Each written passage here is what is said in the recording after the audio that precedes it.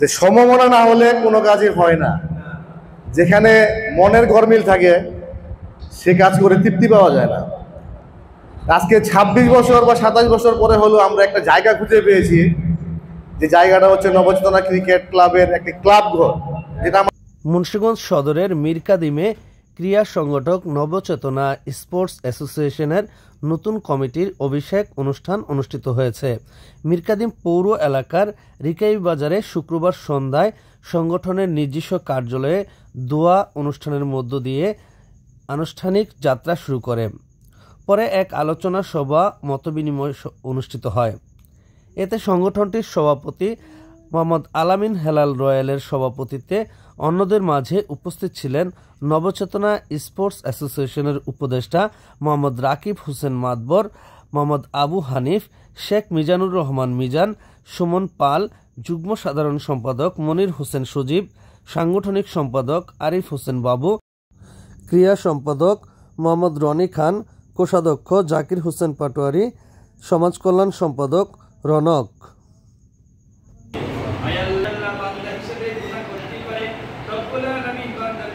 যে সমমনা না হলে কোনো কাজই হয় না।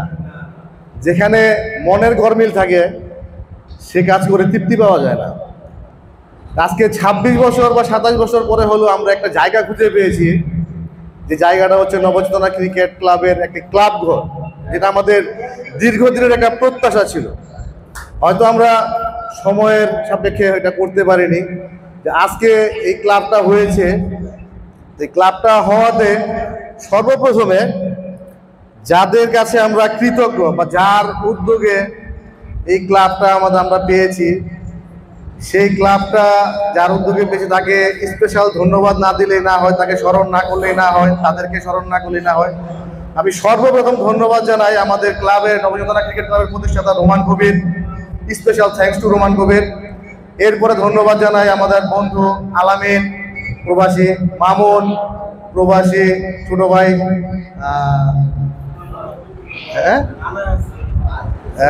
শাহাদাত হোসেন, তারপরে আমাদের আজিজুর রহমান আজিজ কাকা, ফরহাদ, সুমন, সবুজ, আব্দুল হক নানা,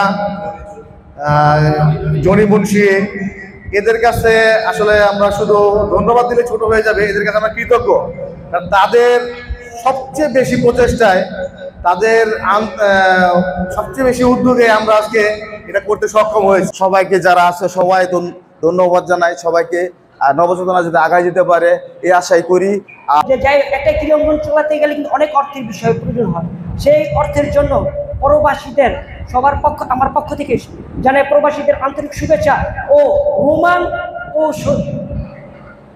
শাহাদাতকে জানাই আন্তরিক শুভেচ্ছা, এবং তাদের দুজন এবং আমাদের প্রবাসী সদস্যদের জন্য আজকে যে উদ্দীপনা, যে উৎসাহ নিয়ে আমরা এগিয়ে যাচ্ছি। যেমন আমাদেরকে ক্রীড়া সম্পাদক কিতা আমাদেরকে যে আশ্বাস দিয়েছে, সজীব আমাদেরকে যে আশ্বাস দিয়েছে, এটা যাতে সফল হয় সভাপতির প্রতি আমি দৃষ্টি আকর্ষণ করি। এর জন্য আমাদের পুরানো উপদেষ্টাদের মধ্যে আমাদের উপদেষ্টাদের যত প্রকার সকল সহযোগিতা, অর্থ, কোনো জায়গায় যেতে হলে আমাদেরকে বলবেন, আমরা অবশ্যই যাব। ঠিক আছে। Specially thanks to mister Roman Kabir এবং আমাদের নতুন সভাপতি আল হেলাল রয়্যাল, মিজান কাকা, জাকির এবং বাবু।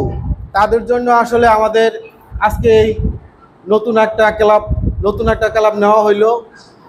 এবং আপনারা সবাই দোয়া করবেন যাতে আমরা যেই চিন্তা ভাবনা করে এই ক্লাবটা নিছি সেটা যেন আমরা অবশ্যই পূরণ করতে পারি।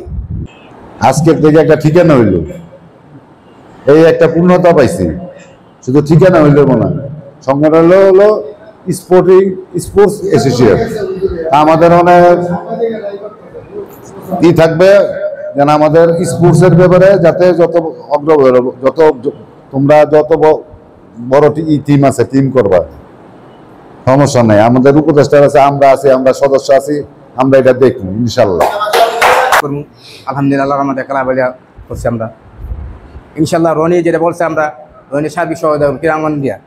আর শুধু আমরা ক্লাব না, আমরা খেলাধুলার আমরা সামাজিক কাজে যুক্ত থাকতে চাই। মানুষের সুবিধা অসুবিধা দেখুন, আমরা সবাই সদস্য সবাই সকালে মিললে কোনো ভেদাভেদ দিলে একটা কাজ করতে চাই।